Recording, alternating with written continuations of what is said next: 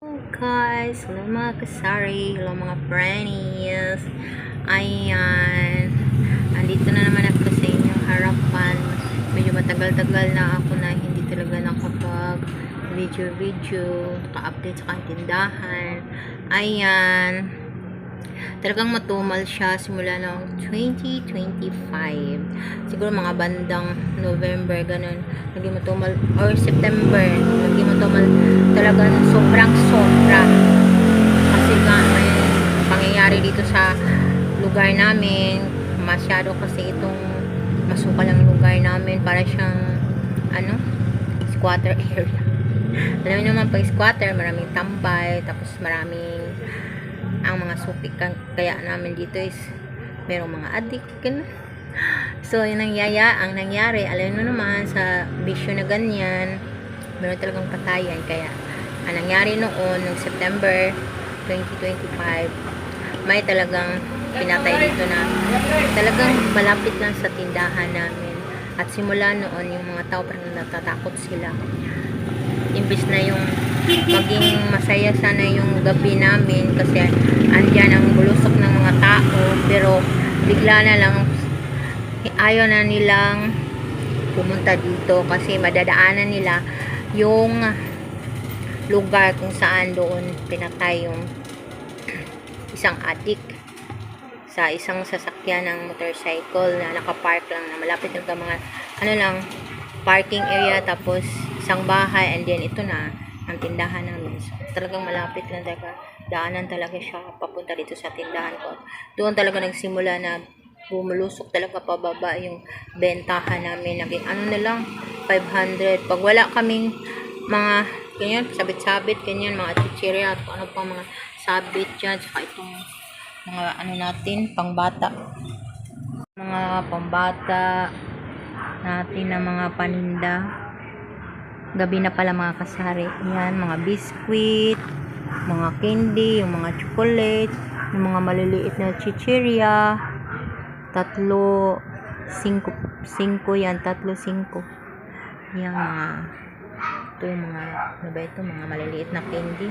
May piso pa ako dyan mga kasari, mga liit-liit. Ito, piso pa ito, mga chocolate. Pa itong tato, mga bubble gum. Yan, piso yan. Pag wala yan, mga yan, ay nako, ang bintahan namin maging na lang 300, 400, minsan 200, ganun. Pero sa groceries lang yun. Dahil ito, matindi talagang tips, ito matindi talagang diskarte na ginawa ko talaga ito. At proven and tested talaga siya na makakatulong sa atin, lalo na tayong mga sari-sari store na sobrang nakakaranas ng tumal na yung kita ba, hindi na talaga abnormal na talaga. Kaya ang ginawa ko, binubukod ko, sineseparate ko yung mga kita sa iba't ibang klaseng produkto.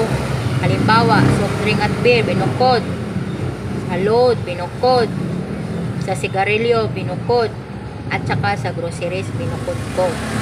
Itong bintahan ko na 500, minsan pag wala talagang mga ganito, kasabit-sabit, ganyan, wala lang makitang mga ganyan, mga display natin sa front ng ating tindahan, mga biscuit, walang ganyan, mga walang candy, kaya na po, magiging lang yan, 400, 300, 200, grabe, talaga, yan sa groceries.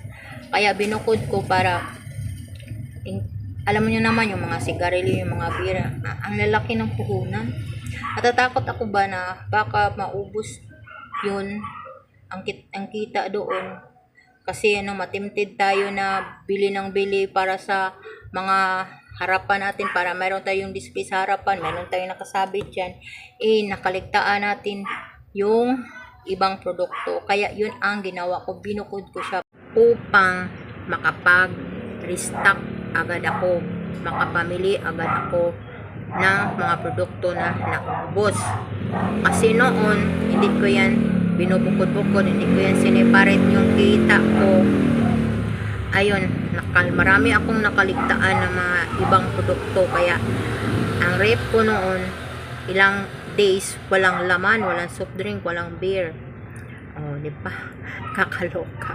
Tapos, pag andyan na ang singilan ng load, ay, saka pa tayo kakapa? Saan tayo magkukuha ng pangbayad ng load? Kaya, ngayon, wala na akong kaba. Ano lang, kahit ganun, konti-konti lang ang ating kitaan, pero di na tayo kabahan. Kasi nga dito sa amin din, yung bintahan or yung bibilhan namin ng mga soft drink at beer, ayan lang sa kabila lang dito ng tindahan ko. Sa tabi lang ng tindahan ko, magkatabi lang kami. Soft drink kaya at beer, yan, para siyang maliit na wholesaler. Oh, so madali lang. Kahit araw-araw, kahit ano lang, 1/2 case, o ganun. So okay lang siya kasi meron tayong agad-agad na ipamili. Ganyan ang kagandahan ng pagbukod-bukod ng kita, lalo pat kaunti lang talaga ang kita ng iyong tindahan. Sa groceries naman, ayan, pag marami akong paninda, aabot yan ng dodoble yan, maging 1,000. Lalo pat kung mayroong mga okasyon, yung mga kagaya ng Christmas, yung New Year, tsaka yung sinulog, yan na doble siya. At kung minsan naman walang okasyon pero marami akong paninda, abot yan ng 700 hanggang 800. Ayan, ang dito naman ginawa ko para meron kami makakain, kasi nga this store is the only source of income we have. So lahat dito kinuha. Ang ginawa ko, binukod ko rin yung mga expenses ko sa food, sa bigas, expenses ko sa wifi, sa kuryente, sa tubig nating babayaran, ganon. Tapos hinulog-hulugan ko yan ng 50 pesos up to 100 pesos every day. Tapos ang maiiwan doon na pera galing sa kita sa groceries, yun naman ang ikukumpra natin or ipamimili natin ng ating mga groceries. Oh, ganda ng style ko, mga madi, mga kasari, mga trainees. Ayan, mga sisi. Meron pa niya mga sisi ko dyan. Yan ang ginawa ko. Kaya, wag na kayong mabahala. Meron tayong diskarte. Gamitin natin ang ating utak. Ayun. Always talaga ako nagbabudget. Parang, ngayon na, hindi ako nag-aaral. Parang, bukbuk ako sarado sa pag-aaral.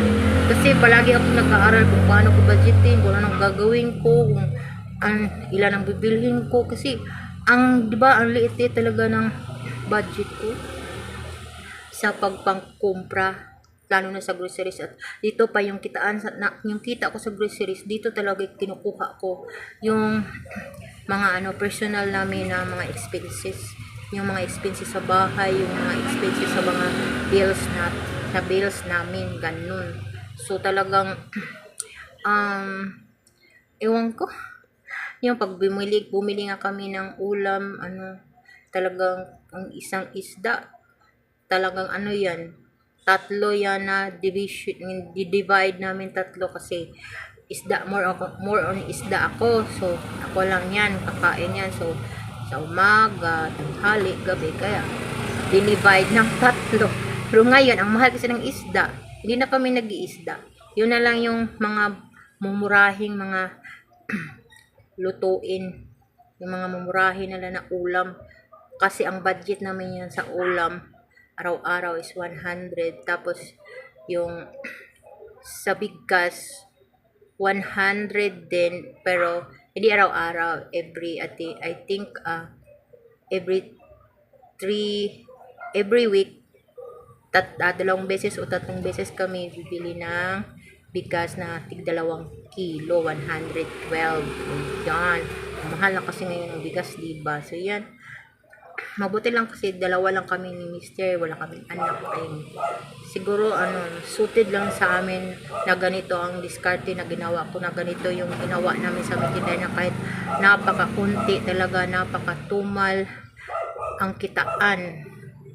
siguro na okay lang sa amin kasi kami lang dalawa, wala kaming anak, saka hindi kami maluho, hindi naman kami masyadong maraming mga bololoy sa katawan, hindi kami palakat siya, ganun. Tipid talaga, as in super tipid. Tapos may sakit pa ako, kaya nagpapasalamat ako sa kapatid ko, nakapunta na siya sa abroad at hindi na talaga ako kinalimutan at talagang siya ang gagasto sa akin. Hopefully, gagaling na talaga ako at palagi na lang ako dito sa tindahan at palagi na tayong mag-vlog, mag-video. O, diba? Kaya ayan ang nangyari sa aking tindahan. Alam nyo, meron pa nga ang pangyayari sa aking tindahan, tapos sa susunod ko na lang yan ibubus sila sa inyo, ikwento sa inyo bakit ganun naman tingnan mo tindahan ko. Ano nangyari? Parang wala nang laman, wala nang estante. Nasaan yung mga estante ko? Parang ganda, diba? So, ibang kwento na yan sa susunod na pagkikita, pagbibideo ko, pagbablog ko, kung kailan, ewan ko, hindi ko alam. Kaya sorry, mga pringin natin dyan, mga kanegosyante, mga sisi, babu, nandito lang po ako.